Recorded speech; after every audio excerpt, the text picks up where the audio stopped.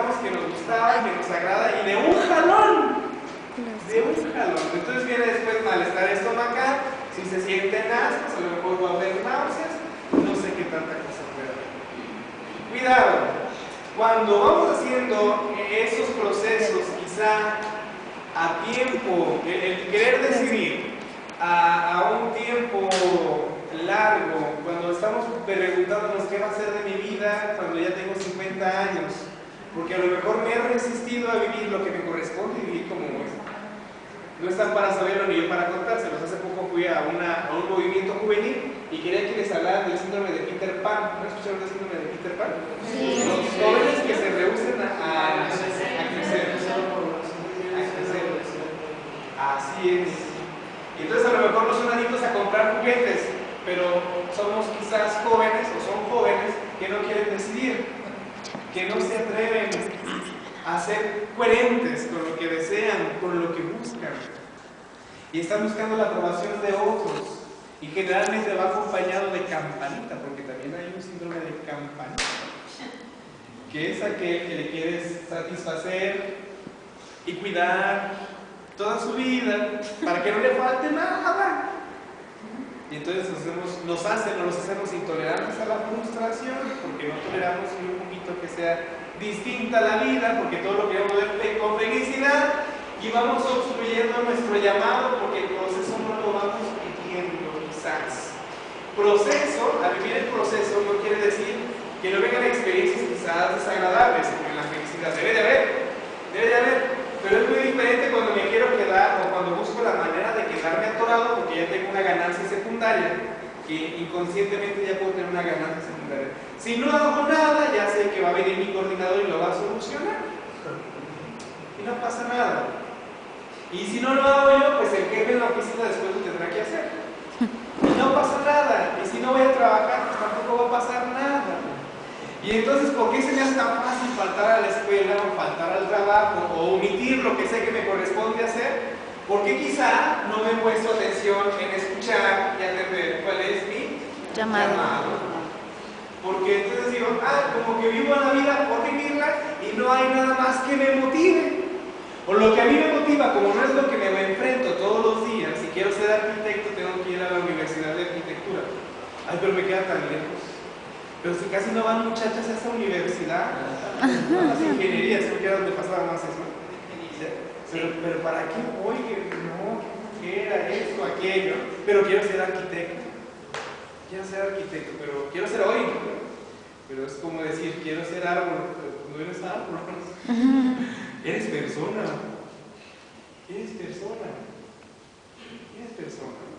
Ahora hay gente que quiere ser gato, serpiente, felino, tigre, santo Dios, vampiro. ¿Qué nos está pasando? ¿Qué sucede? ¿Qué ha pasado con el llamado? ¿Dónde vas en tu proceso? Es difícil entender el llamado, es difícil escuchar el llamado, es difícil hacer el discernimiento del llamado. Cuando uno va a hacer un pastel, nosotros hacemos pasteles y galletas. Cuando tenemos que hacer galletas o pasteles, hay recetas en donde tenemos que cernir la harina. Yo pienso que quién sabe qué es cernir, ¿verdad? Sí. Como cuando uno es albañil, también hacemos albañil de fontanero, tenemos que cernir la arena para separar el cal y la grava y quedarnos nomás con la arena fina. Y entonces tiene que poner todo, ¿dije todo? Sí. Se tiene que poner todo sobre el cernidor o la coladera que se va a usar y empezarlo a mover, aunque duela, aunque parezca que se te va a tirar, pero tenemos que ponerlo todo. Y se tiene que empezar a sacudir, ¿no? Y se tiene que mover. Y tiene que empezar a caer lo que se debe de para poder separar y ver qué se queda arriba, qué se queda abajo, qué es lo que no me sirve para que se quede lo que en realidad sirve, lo que en realidad es, porque existe, porque tiene un plan, porque es para algo, no de una manera utilitarista, sino para que cumpla la función aquella para la que ha sido cernido, para la que existe. La harina para el pan, para las galletas, la arena para construir una barda o un santuario, para hacer una galleta o para hacer miles. para hacer un pastelito o hacer un pastelote. Pero es necesario que se cierne. Y así como la arena son muchos granos diferentes y la harina es porque se molieron muchos granos, al final va a hacer su función, lo que le corresponde hacer. Qué padre, ¿no? Entonces el llamado también tengo que poner atención y tengo que hacer un discernimiento, tengo que dejar que se cierna, que se mueva. Y entonces toda mi realidad la tengo que ver como Dios la ve, no como yo la veo. Si Dios mirara como yo miro, a lo mejor ya no existiera mucha gente en el mundo. Qué bueno que Dios no mira como yo. Yo quiero mirar como Él mira. Creo que ni yo estuviera en el mundo. Porque el peor pues que tenemos es uno mismo. Pero Dios es tan bueno que ya está enamorado de Él. Es tan bueno que no piensa ni ve como yo miro. Para poder mirar como Jesús, para entender el plan de Dios, tengo que ver las cosas como Dios las ve. Y tengo que quitar lo que me obstruye ver, oír, gustar, oler, como Dios escucha, mira, huele, gusta y palpa. Ay, pero si yo no soy Dios, pues sí, ni tú ni yo somos Dios, pero somos hechura de las manos de Dios. Somos imagen y semejanza de Dios. Y nuestra conciencia es el sagrario, dice el Catecismo de la Iglesia, donde Dios habita. Y de todos los sagrarios del mundo, el sagrario que Dios prefiere es tu corazón. La custodia por la que Dios se desbarata y se muere de emociones cuando viene en nuestro corazón. Esta es la custodia, este es el sagrario, este es el relicario que a Dios le encanta, que Dios desea. Y entonces ahí es cuando yo puedo entender a Dios. Pero ¿qué necesito si vamos a la gracia sacramental? ¿Qué necesito para acercarme a la gracia del divino banquete? Necesito estar listo, necesito estar preparado como cuando voy para una fiesta.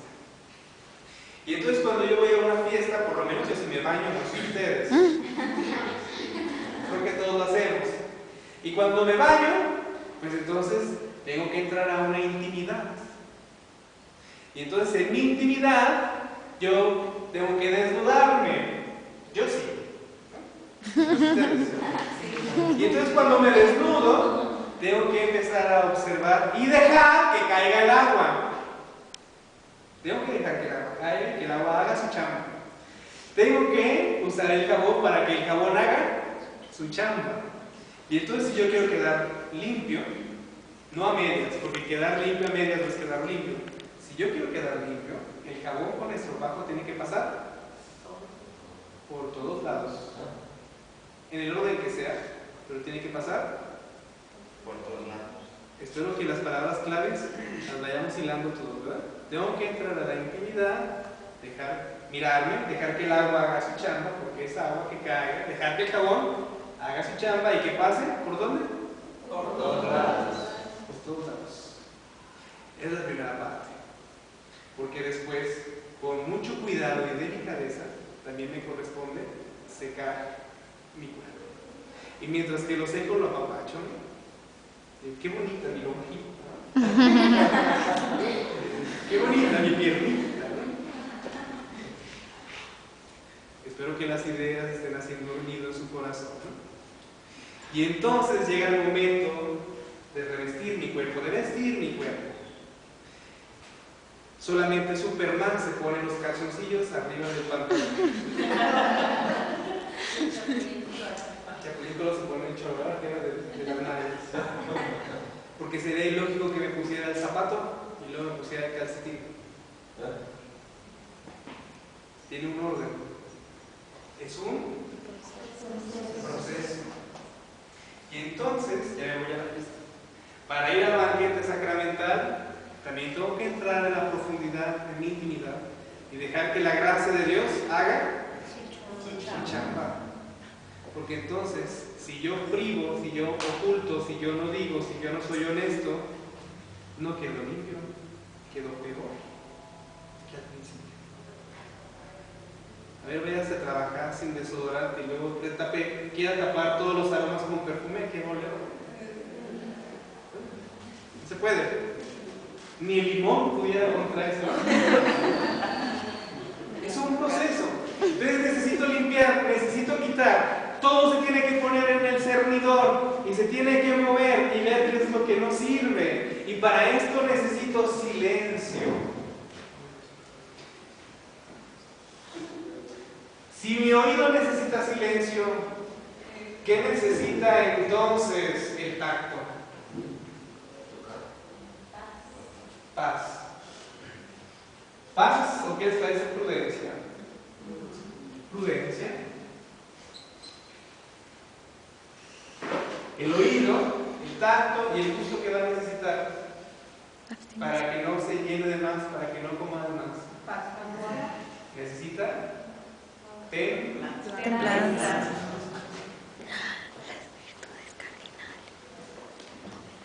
Oído, tacto, gusto y el olfato que va a necesitar.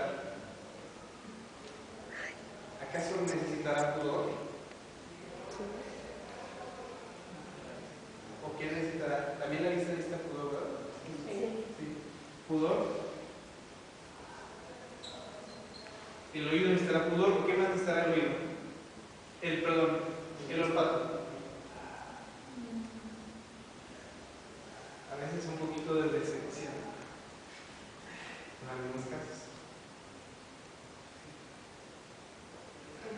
Les voy a platicar lo que me sucedió a mí. A ver, va a ser muy claro. Yo me enfermé de hepatitis. Si alguien ha tenido hepatitis, sabe que se siente un dolor y uno no sabe qué es lo que le duele más. Uno siente hambre, pero ves la comida y da asco. Inmediatamente viene la reacción de vómito. Eso pasa con hepatitis. Cuando yo me enfermé de hepatitis, mi mamá me regaló, yo estaba en el seminario, a los 15 años fui al seminario con unos misioneros, y mi mamá me regaló un perfume, podíamos usar perfume. Pero mi cerebro identificó el aroma del perfume con la reacción estomacal, porque fue el tiempo, que usaba el perfume y venía esto. Pasa el tiempo, me subo al camión, una persona traía el mismo aroma y ¿saben qué pasó? Las mismas reacciones de cuando tenía hepatitis, me dolía la cabeza, me dolía todo el cuerpo, quería devolver, dije, ay caray, pero si sí desayuné, pero si no me siento mal, pero si no estoy enfermo, bajo del camión, pasó todo. Y entonces, cuando me revisé, dije, ¿qué pasa? Es que mi cerebro volvió a generar todo por la memoria sensitiva del olfato. Cuando yo tuve una novia que olía cerezas, cada vez que yo huela las cerezas, ¿saben qué va a pasar? Si yo ya sé a qué sabe el pastel de chocolate, cada vez que yo veo el pastel de chocolate, o lo voy a desear o lo voy a repudiar, según la experiencia que haya tenido con el pastel de chocolate. Si mi olfato está muy desarrollado, está muy atento, está muy dirigido, ¿qué necesito hacer para que no correr peligro con mi olfato? ¿Qué necesito? Prudencia. Prudencia. Vamos a ponerle aquí prudencia otra vez. ¿O? ¿Vale? Moderación. Me gusta. ¿Con C? Sí. ¿Y con acento en la O? Sí. Tienes 10. Muy bien. Moderación. Y entonces, si tengo un llamado, si yo quiero entender mi llamado, ¿qué es el plan de Dios? Necesito aplicar un plan de estos. Porque eso es ponerlo todo arriba del cernidor. Y entonces, ¿qué es lo que he escuchado mucho? ¿Qué es lo que he mirado mucho? ¿Qué es lo que me he comido mucho? ¿Qué es lo que he olido mucho? ¿Qué necesito quitar para poder entender el llamado, para estar atento? Cuando uno no escucha, tenemos un hermano que pareciera que no oye, le mandaban a hacer un estudio de audición, fue el estudio, está bien, lo único que se encontraron fue un tapón de cerilla. Pero el hermano se vaya todos los días, creemos todos, ¿verdad? Tan caro el estudio, pero era necesario para darnos cuenta que lo que tenía era un tapón. No importa invertir lo que tengas que invertir, no importa, por darle estar seguro para poder entender cuál es el llamado que Dios tiene. Si vivo en una sociedad en donde todo el mundo está casado, yo voy a crecer y seguramente me voy a casar. ¿Por qué? porque es lo que veo todos los días. Si yo vivo en una sociedad, Guadalajara, 1500, no 1600, 1700, todas las familias mandaban a una hija al convento, ¿no? El centro histórico tenía las carmelitas, tiene las capuchinas, tiene las dominicas, estaba el convento de San Francisco, estaba plagado de conventos el centro, bendito sea Dios, qué bueno, pero la usanza de las familias era uno para el convento, al que sea y como sea, pero uno va para el convento. Y entonces quizás había quienes sí tenían la vocación, quienes sí tenían el llamado, y había quienes no lo tenían. Y entonces tenemos gente casada, soltera, religiosos, sacerdotes, frustrados.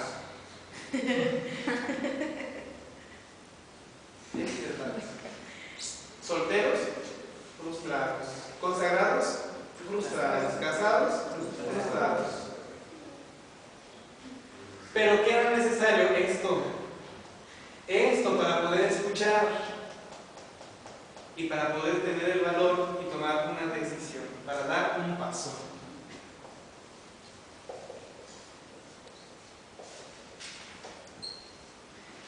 Si quiero dar un paso, forzosamente no me puedo quedar en donde estoy.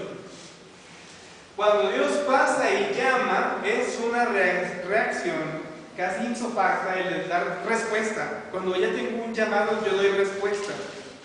Pero yo no voy a dar respuesta total y consciente si yo no me detengo, observo con claridad, escucho con claridad, integro mi cuerpo. Y esto de integrar se llama castidad.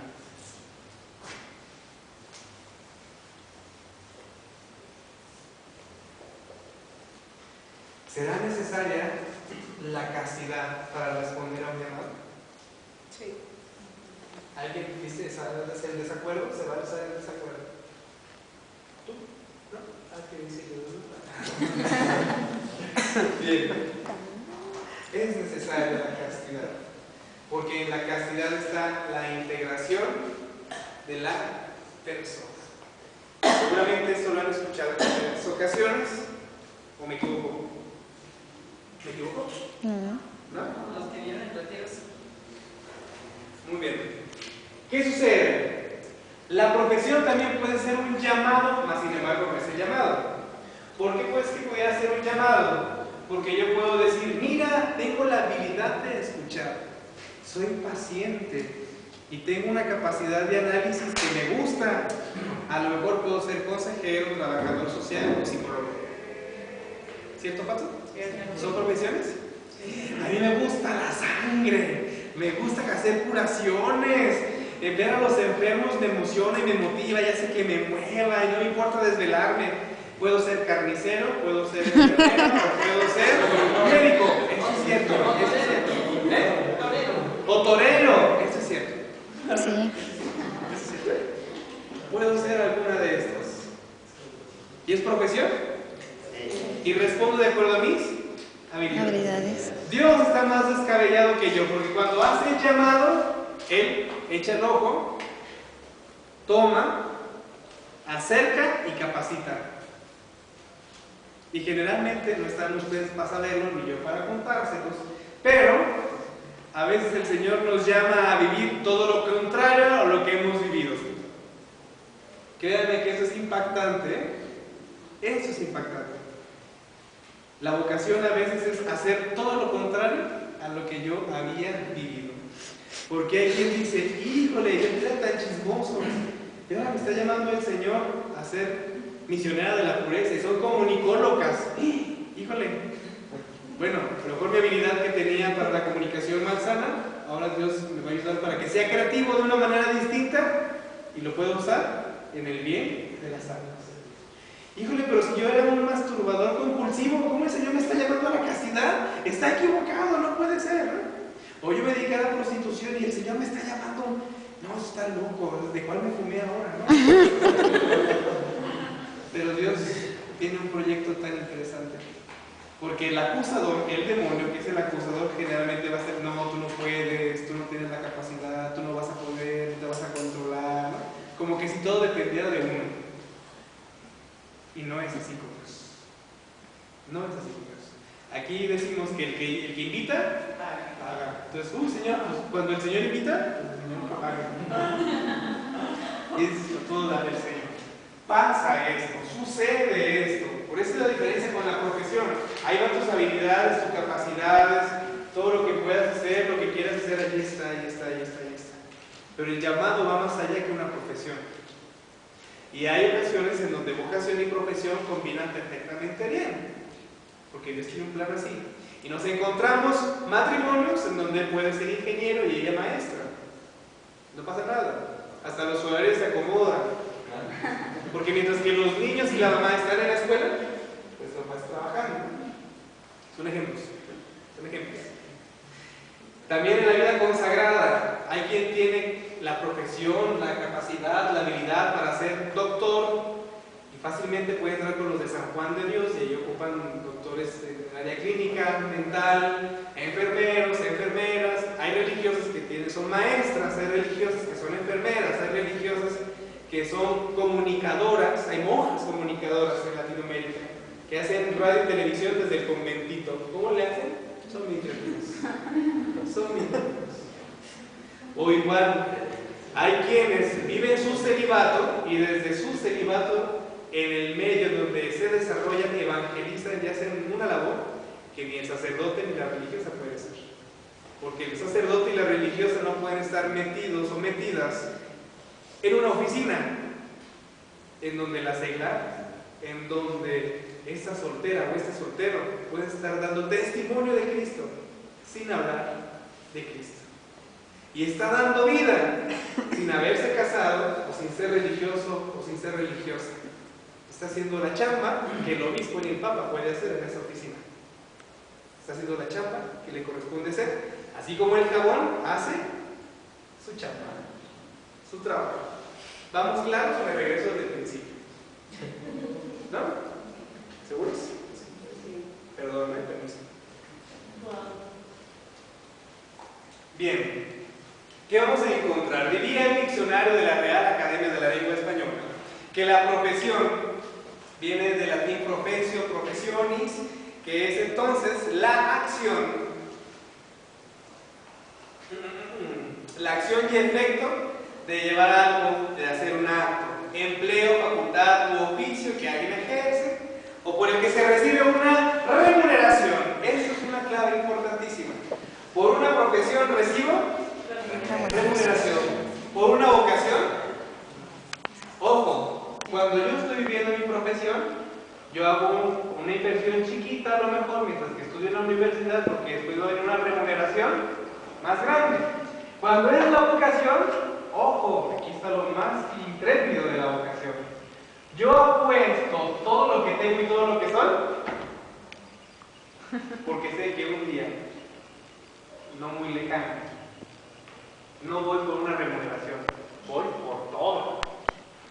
Y en la vocación yo doy todo por el todo. El que se casa lo tiene que dar todo por el todo. Cuando alguien se casa y no lo está dando todo por el todo, luego vienen los divorcios, porque se quieren quedar con cosas para sí.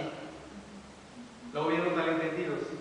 Cuando el que está soltero no quiere vivir su soltería en castidad y no lo apuesta todo por el todo, vive a medias y se anda cuidando y no es libre, porque sabe que en todos los lugares se va a encontrar a alguien que le puede decir, oye, te vimos en tal esquina, en un bar, en una cantina.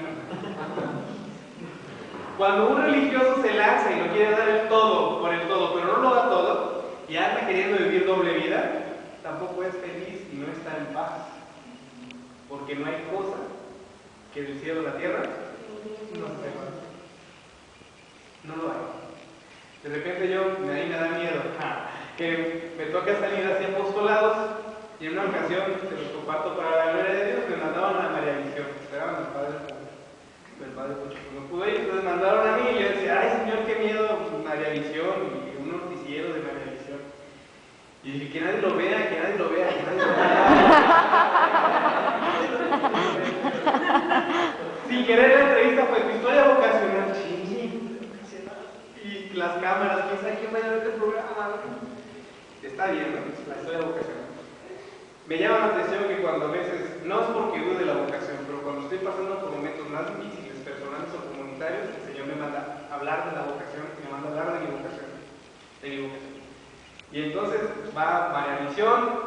que acabó la entrevista, a los 15 días me confieso, porque yo voy a la Universidad Franciscana, entonces salí a confesarme al confesionario de la Basílica, y llega un muchacho, ¡ay, hermano Germán! Y entonces acá la rata corriendo, ¿de dónde lo conozco? ¿No?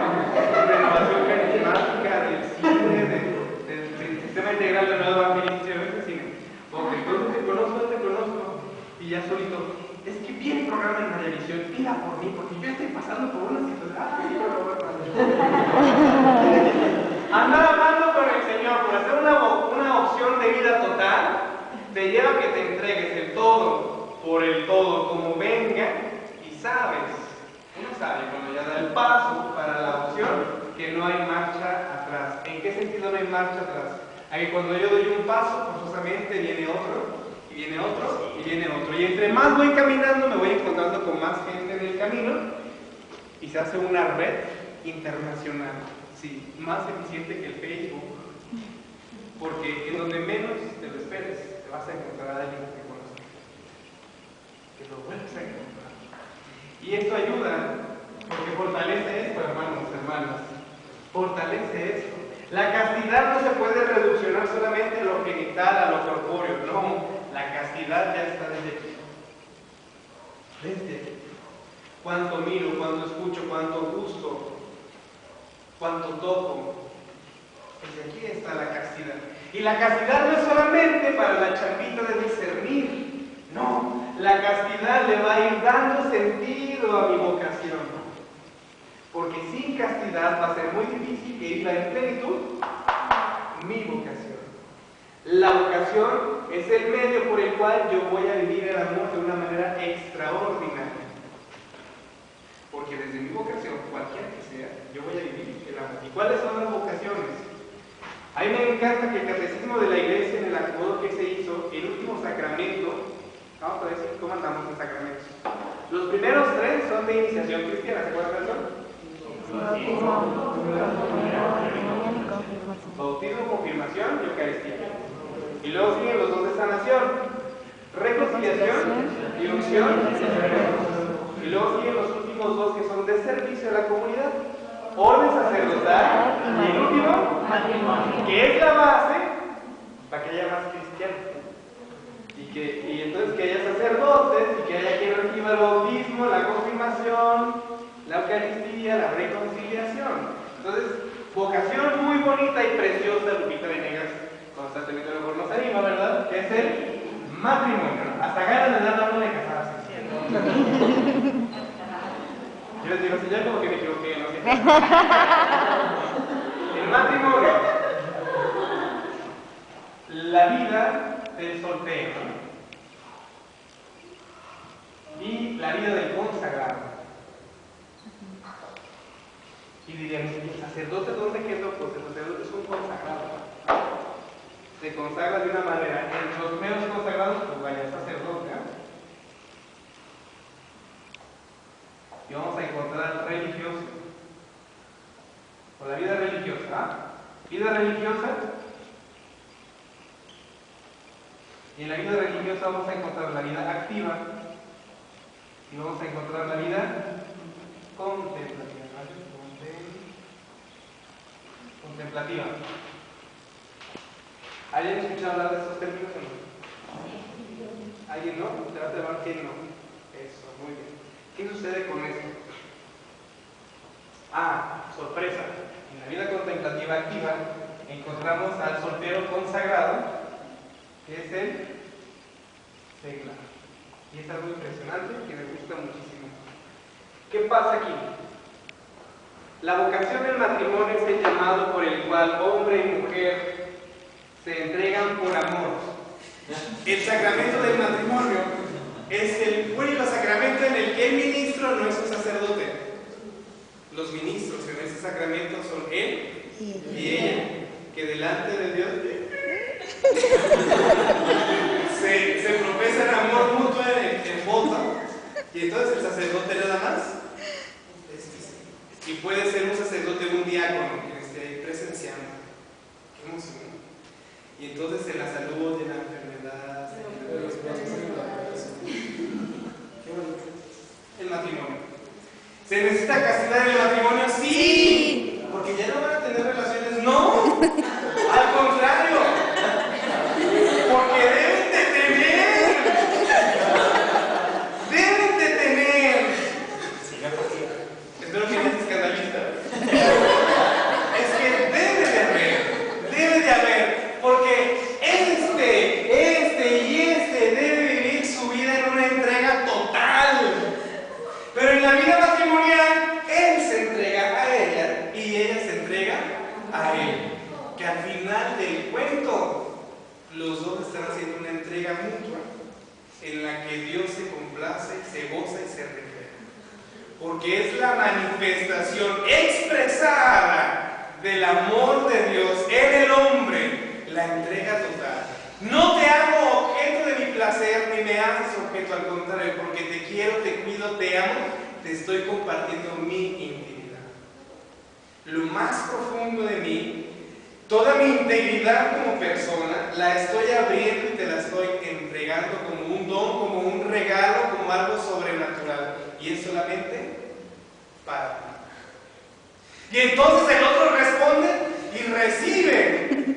Pero al momento de recibir, también se está entregando. Y entonces ese encuentro de amor es como una flama. De ser dos flamas se transforma en una sola flama. Que no es una flama por ser flama de carne, sino una flama de alabanza, de gloria, de adoración a Dios. Porque es la epifanía de Dios en el hombre, la entrega del matrimonio. Qué cosa tan sobrenatural. Siendo dos, se hacen uno. Y entonces, ¿qué es la castidad en el matrimonio? La entrega mutua, sin límites, total, completa, en fidelidad, sí. Y como Dios manda, respetando mi dignidad para respetar la dignidad del otro. Y entonces no hay necesidad de andar haciendo experimentos.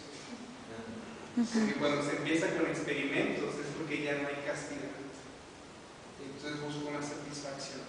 Y luego hay matrimonios que quieren hacer lo que ven en revistas, en películas, o porque el compadre, que porque la comadre. Y entonces se están cerrando al plan de amor. Al cerrarnos al plan de amor no hay castidad. Al cerrarnos al plan de amor, no es a Dios a quien se le está dando gloria. Qué terrible situación. Entonces la castidad conyugal no es dejar de tener relaciones, sino tenerlas en plenitud y abiertos a la vida. Lo que Dios diga, lo que Dios quiera, los que Dios mande. ¿Hay permiso de cuidarse? Sí. ¿Hay permiso de ver el bien de mi familia? Sí. Por eso existe el método Billings. Por eso hay un método de ovulación. Mas sin embargo, yo soy testigo. Personas que por más que se cuiden, ¿qué creen? Cuando Dios dice, Dios dice. Y cuando Dios no es su plan, no los da. No los da. Porque no es su plan todavía. Ojo. ¿Qué pasa con el soltero? ¿Cómo vive la castidad? En la integración de toda su persona. Todo el intelecto, todo su cuerpo, toda su voluntad, toda su memoria y entendimiento, todas sus energías, todas sus fuerzas, las consagra y las entrega a Dios. Ah, pero como es soltero puede tener muchas novias o muchos novios. Nada. Porque entonces está siendo deshonesto consigo mismo y con el otro. Porque entonces el otro nomás es un juguete. Ah, no es que yo soy soltero, yo soy soltera. Nomás lo que dura una canción o 5 minutos, ¿no? Y es el ratito que podemos tener, porque podemos jugar sentimentalmente con el otro, digo por esto. Entonces, sí, ahorita sí, el cielo, la luna y las estrellas, pero no me voy a casar. Porque, ojo, también estoy haciendo al otro mi objeto de placer porque me siento escuchado. Pero cuando el otro quiere abrirse y quiere platicar, ¿sabes qué? Me habla mi mamá. Y al otro ya lo bateé, a la otra ya lo bateé. ¿Y qué estoy haciendo con el otro? Un objeto para yo sentirme escuchado, atendido, amado, complacido. ¿Estoy siendo deshonesto? Sí. ¿En mi acción hay castidad? No, porque no hay amor. Soy soltero, pero aunque sea me masturbo. Eso es una falta de la castidad. ¿Y por qué es una falta de la castidad directa? Pues porque yo estoy haciendo de mi cuerpo un placer, estoy buscando un placer, y además egoístamente. Mis energías, en vez de darlas para que haya vida en abundancia con lo que tengo a mi alrededor, voy y me encierro, me escondo, me cubro y me estoy dando yo placer. Es que dicen los psicólogos que es bueno. Yo soy psicólogo y puedo decir que no es que sea bueno, es que es una aberración para una persona. ¿En qué sentido es una aberración? En que estoy siendo egoísta, me estoy encerrando. ¿Y por qué busco la masturbación? Porque ya no sé qué más hacer con mi vida y entonces ahí voy. En ocasiones me ha tocado atender a personas adictas a la masturbación. Obviamente, de la noche a la mañana y en 5 minutos con una varita mágica, nadie va a hacer que deje la actividad. Nadie va a poder hacer que deje esta adicción. Pero tiene que entrar en un proceso en el que esto intervenga para que por voluntad propia pueda dar el paso y pueda asumir a vivir su castidad. Porque si no hay castidad, no puedo responder al llamado de Dios, que es dar la vida. Y entonces encontramos casados, ellos o ellas, que como vivieron una vida de mucha masturbación, ya están casados y ni siquiera se atreven o son capaces de vivir la intimidad porque quieren sentir lo mismo que sentían con ellos solos. Eso es muy triste, eso es una pena. Por eso es que el soltero ha de vivir la castidad de una manera íntegra, sin hacer objeto del otro y tampoco sin hacerme a mí mismo mi objeto de placer, ni hacerlo con el otro, ni hacer al otro sin transformar al otro, al contrario, donándome. El consagrado vive la castidad, sí, a fuerzas, dirían algunos, ¿no? Porque cuando se habla de castidad piensa que nomás el padrecito, la monjita o el monjecito debe vivir la castidad. Pero la castidad no es solamente evitando la masturbación, la pornografía, la prostitución o evitando las relaciones sexogenitales. La castidad en el religioso está en su obediencia. Cuando no hay obediencia, porque hacemos 3 consejos evangélicos: pobreza, castidad y obediencia. Pobreza, vivimos solo con lo necesario. No hay necesidad de vivir como en el mundo se vive, porque entonces ¿qué chiste tendría estar en una comunidad religiosa? Ninguno. Y el religioso da testimonio de pobreza teniendo solo lo necesario.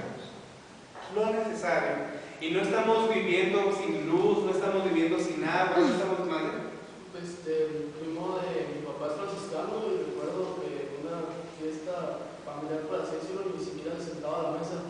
Él comía sin cubiertos, con las manos, pues por lo mismo. Recuerdo, yo estaba muy chiquito, unos 8 o 9 años, pero sí recuerdo que llevaba cierta pobreza bastante arraigado, ¿no?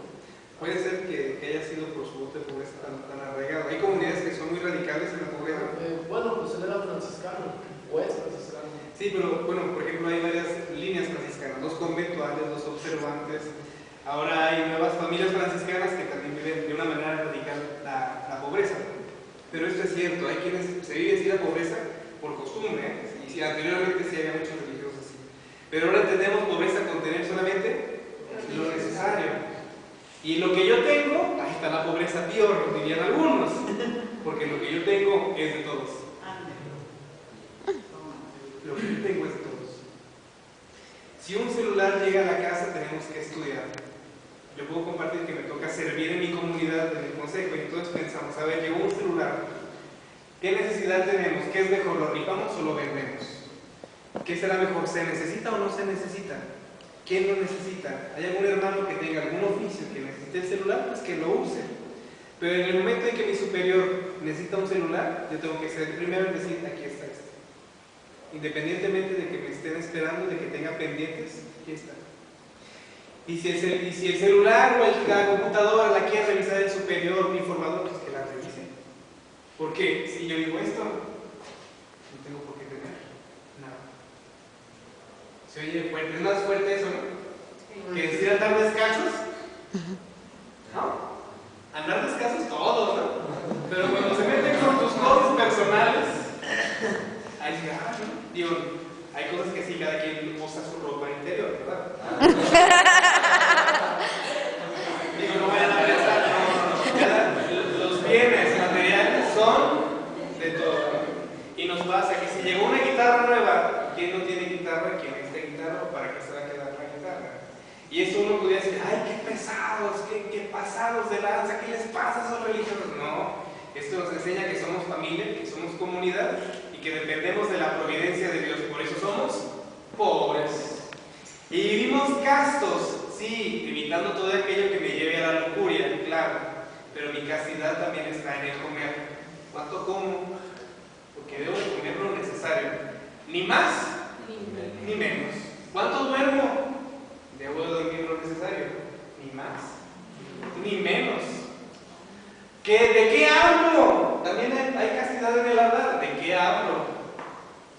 Porque hay que decir sí cuando es sí y no, porque lo demás viene del enemigo. Y ahí es donde uno a veces hay quienes luchamos mucho en eso. Desde hace rato hay quienes tengan dos de lengua y hay quienes tenemos una lengua que es un no. Entonces hay que tener mucho cuidado. Y la castidad también está en mi ver, cómo veo, qué manifiesto con mi rostro. Porque con el rostro puedo decir una cosa y con mis labios otra. Ojo, yo religioso, yo predicador, lo que estoy diciendo no me toca predicar nada más con la lengua, sino con mi vida. Ahí está el plano. Ahí está la coherencia, ahí está la castidad manifestada, expresada. Y la obediencia, porque cuando yo vivo en obediencia, vivo libre. Ah, caray, eso es contradictorio. ¿Cómo que tienes que ser obediente para ser libre? Sí, porque el que obedece no se equivoca. Y entonces mi voluntad la someto, no al superior ni al formador, sino a Dios. Y de esta manera yo hago solamente la voluntad de Dios. No quiere decir que obedezca por obedecer. No quiere decir que no doy mi opinión, no quiere decir que no dialogue, no. Pero entre más libre quiero ser, más obediente me corresponde ser. Y no solamente el religioso o la religiosa o el sacerdote, también el casado, también el soltero, también el hijo de familia, la hija. También vive la obediencia. También vive la obediencia. La obediencia libera. De repente he habido casos de gente que tiene alguna forma de posesión. Y la obediencia los libera. Testimonios de santos que por su obediencia el enemigo se va. Cuando andaban por ahí cerca de los endemoniados, los demonios serían expulsados. Hay santos que en los exorcismos son mencionados, se pide su intercesión y el enemigo se va.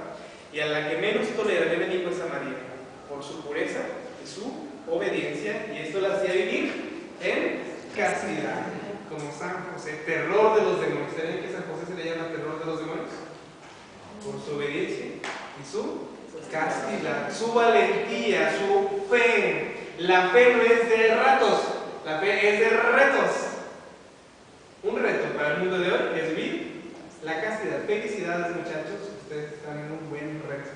Pero el reto deja de ser reto cuando uno se abandona en Dios, porque entonces ya Dios se encarga de los demás, ¿no? Y el reto ya no es reto, ahora es una aventura. Porque cada día estamos esperando a ver qué es lo que Dios nos va a pedir. Ahora, en la vida religiosa, aquí nos habíamos quedado, ¿verdad? Sí. La vida activa es el religioso o la religiosa que tiene algún apostolado específico, muy activo, que requiera de tiempo, que requiera de sus capacidades. ¿En qué sentido? La vida activa son religiosos que tienen hospitales, escuelas, dispensarios, que están en tierra de misión, hermanos o hermanas religiosas que estén trabajando también en el campo con el pueblo de Dios. Esta es la vida activa. Y existen los escolapios que tienen escuelas, existen los de San Juan de Dios que tienen hospitales, las siervas de Santa Margarita tienen un hospital, las siervas de Jesús Sacramentado tienen escuelas, las siervas del Señor de la Misericordia tienen escuelas también. Entonces, esta es la vida activa. En la vida activa también entran algunas órdenes como los franciscanos, porque viven su vida misionera también como los primeros franciscanos, van a anunciar, tienen que salir a la misión. La vida contemplativa, yo pertenezco a la vida activa. La vida activa. La vida contemplativa se dedican a contemplar. La contemplación es entonces entrar en la misma realidad y desde mi realidad ver lo que pasa a mi alrededor. Entonces al contemplar yo me hago partícipe de la otra realidad y a la otra realidad la hago parte de mi vida. Generalmente el contemplativo va a vivir en conventos o en monasterios. Monasterio es una palabra que viene de mono, o sea, uno solamente. Y entonces el monje, la monja, que son contemplativos, se viven en oración, en trabajo, en estudio, y todo lo hacen en silencio. Esta es la vida contemplativa. Yo lo pude vivir 11 meses y no me arrepiento, fue increíble. Porque el silencio de aquí no cuesta mucho trabajo, pero el silencio de aquí cuesta bastante. No les digo del silencio de acá, que también cuesta. Y entonces vivir la virtud es impresionante cómo Dios va dando la gracia para vivir la virtud, porque en todas las virtudes uno se deja hacer por Dios en el Espíritu Santo. Y todo se recibe de la providencia de Dios. Entonces el contemplativo las 24 horas las vive en oración con Dios. ¿Tienen momentos de recreo? Sí, sí tienen. ¿Tienen momentos para hablar? Sí, sí tienen.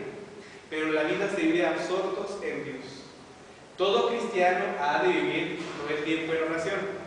Si a Dios lo tengo presente durante el día, créanme que la castidad se da sin ningún problema. Si a Dios lo tengo presente durante el día, la castidad se da solita. Fluye la castidad y da frutos, da vida, porque la castidad nos hace dar vida. Si en el matrimonio la castidad hace que se pueda parir de la carne, en la vida consagrada y en la vida del soltero, la castidad es fructífera, porque parimos del espíritu, parimos del corazón. Y entonces aquel que nos rodea le tomamos como un hijo. Y podemos dar muchos frutos en abundancia, y frutos buenos, que permanezcan, frutos que den vida. El monje y la monja ahí encerrados dan frutos, sí, dan muchísimos. Si no fuera por la oración del contemplativo y de la contemplativa, la vida de la iglesia, no camina a la iglesia y la vida se decaería tremendamente. Un ejemplo, Teresita del Niño Jesús, ¿has escuchado hablar de ella? Teresita entró a los 15 años al convento y murió a los 24. Pero ella decía, en su especial amor a Dios, decía: yo quisiera ser sacerdote, yo quisiera ser misionera, pero si es monja, si es mujer, ¿puede ser sacerdote? No. Si está enclaustrada, ¿puede ser misionera? No. Quería ser guerrera, pero Francia no estaba en guerra. Y quería hacerlo de todo. Y leyendo las cartas de San Pablo cayó en cuenta y dice: ya sé. Corintios 12, versículo 12, va a hablar de la comparación de la iglesia con el cuerpo de Cristo. Y Teresita, cuando tropezó con eso, todavía no daban clases de lección divina, ni las monjitas tenían clases de Biblia. Pero Teresita meditaba la palabra de Dios como Teresa de Ávila meditaba los evangelios.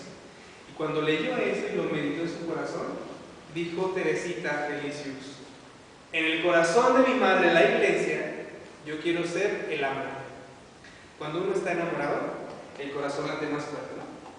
Y cuando el corazón late, la sangre corre. Entonces el amor hace que el corazón se acelere y que la sangre pueda llegar a todo el cuerpo. Entonces Teresita fue muy inteligente y dijo: ¡ay, ya sé, Señor! En el corazón de mi madre la iglesia yo quiero ser el amor, para que la sangre de Cristo llegue a todos los miembros. Y ella se consagra en el convento por los misioneros, tiene comunicación epistolar con un misionero, y ella no debía caminar, pero ella ofrecía sus pasitos poquitos que podía dar, los ofrecía por los misioneros. Y decía: por el misionero que ya no pueda caminar, Señor, te ofrezco este paso. Por el misionero que ya se quiera regresar, te ofrezco este paso. Y ella ofrecía su vida por los misioneros. Por eso es patrona de las misiones. Y imagínense, ¿no? La oración del contemplativo y de la contemplativa es muy necesaria. Y ahora en el mundo de hoy, si no hay de esto, los que están llamados a la vida contemplativa difícilmente van a entender su llamado. Urge y es necesario que la castidad se viva ya. Y ¿se acuerdan de este otro espacio?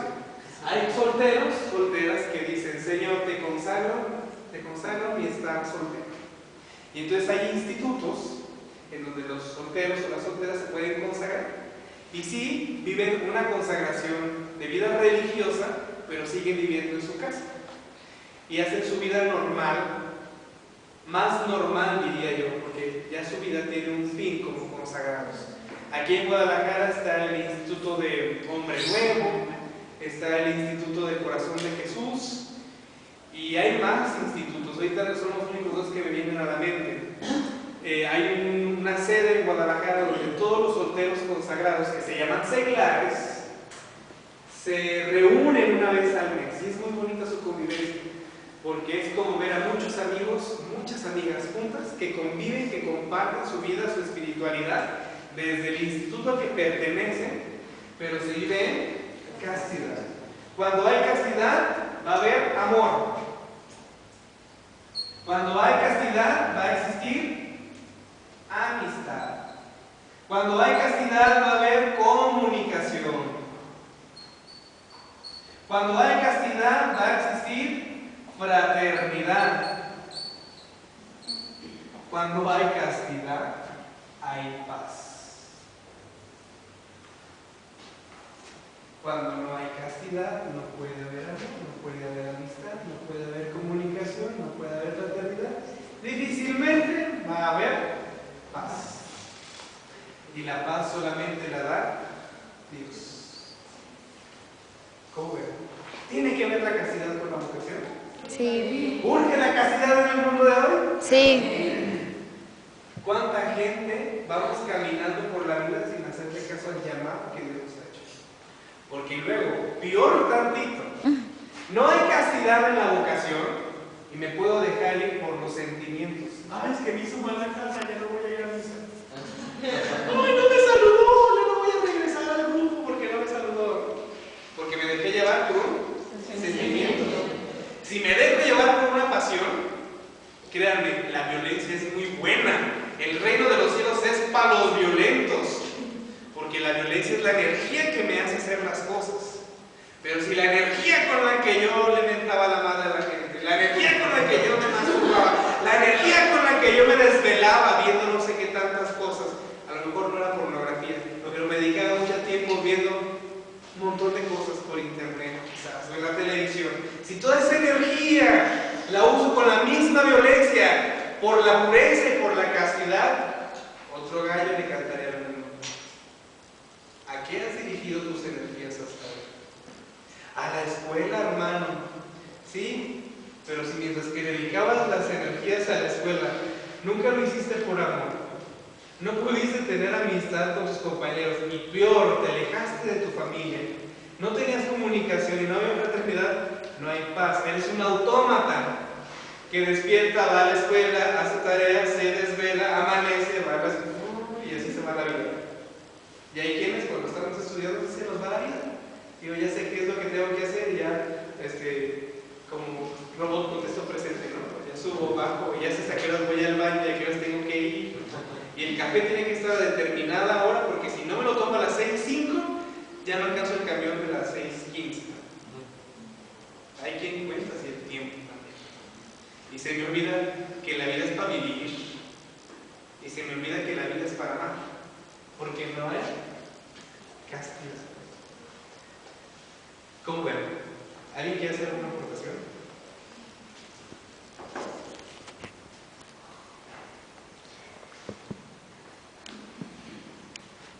Hable ahora. Muy bien. Yo que me hace la rutina de baile, la vocación y castidad.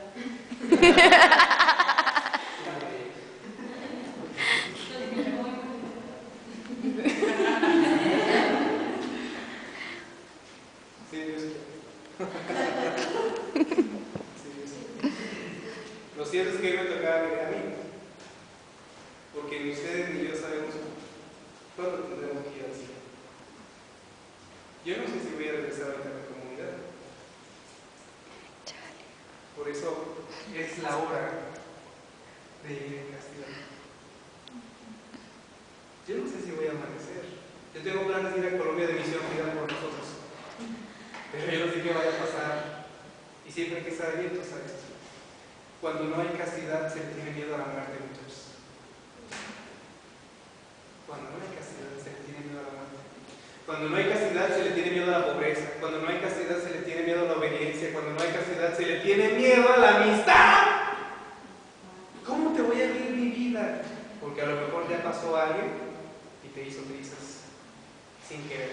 Quizás sin querer, hay que justificarlo.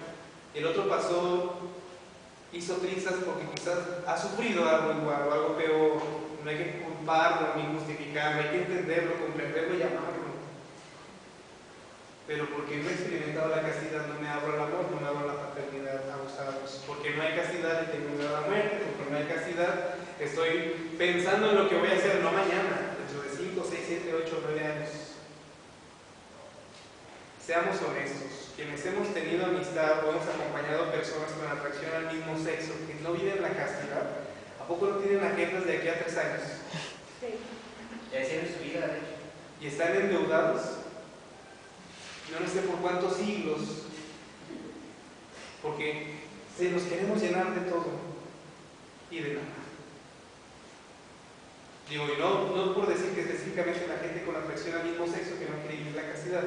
Cualquier persona que no quiera vivir la castidad, nos llenamos de cosas, de planes.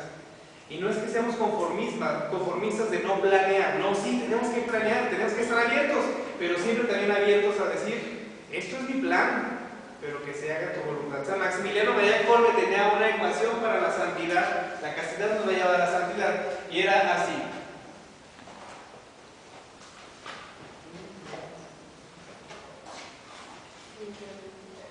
Mi voluntad más la voluntad de Dios igual a santidad. Porque la voluntad de Dios nunca va a restar mi voluntad. Jamás. Porque Dios respeta mi voluntad, mis decisiones. Pero si yo mi voluntad la uno a la voluntad de Dios, mi voluntad siempre va a estar ahí. Porque mi voluntad va a ser hacer lo que Dios quiera. Y hacer la voluntad de Dios me va a llevar a la santidad. Por eso, por eso Jesucristo era siempre obediente a la Virgen María. Porque la Virgen María era siempre dócil a la voluntad del Padre Celestial. Obedeciendo a María, obedecía al Padre, obedeciendo al Padre, obedecía a María. Cuando la voluntad de la criatura se une a la voluntad de su Creador, ya la hicimos. Ya la hicimos. Y Jesús fue obediente. Y obediente hasta una muerte de cruz. La castidad nos va a llevar a una muerte de cruz, muchachos. Qué pena tenérselos decir, pero qué alegría, qué así debe de ser. Pero el rollo no es quedarnos con la cruz, no. ¿Qué siguió después de la cruz? La vida eterna. ¿Y a qué voy a morir? A ver de más, a hablar de más, a comer de más, a escuchar de más, a sentir de más.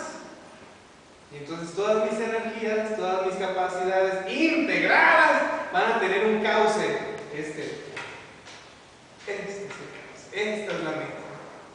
Dicen que cuando lleguemos al cielo el Padre nos va a poner de pie junto a Jesús. ¿Verdad? ¿Cuánto te parece? ¿No? Chale. La cirugía no está aquí, ¿eh? La cirugía está aquí. La cirugía está aquí. Y es bien fácil porque nomás es quitar lo que estorba. Nomás es esto, quitar lo que estorba. Para que puedas ver de esto. ¡No más! ¡No más! ¿Para qué quieres más? ¿Verdad? Muy bien, pues de mi parte es todo. De parte de Dios, aún hay más, diría Velasco.